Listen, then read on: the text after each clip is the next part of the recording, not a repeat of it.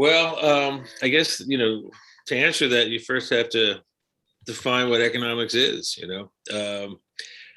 I I come out of a background where I worked as a journalist for many years. I worked covering business. I worked covering politics. I worked in South America. I worked running a magazine called Global Business.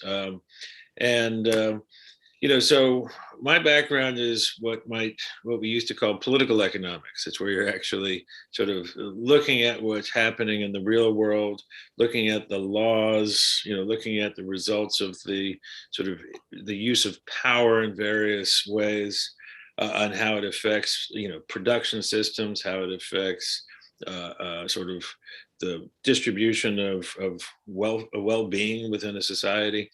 And so my take on economics is that it's all political. It's all a matter of power. For the last, going back to when I really started to write about the problems of concentration of power, I've had many interactions, hundreds and hundreds of interactions with economists over those years, and with people who are sort of more in the neoliberal tradition of economics, or even sort of certain kinds of pre-neoliberal economics, but that are very math-centric.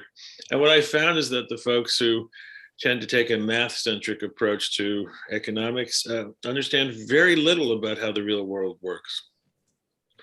So, I think if we're going to define economics as the kind of math-centric economics that has really dominated the discourse, the debate, the academies, that's celebrated by the Nobel Prize, then economics has been a complete disaster.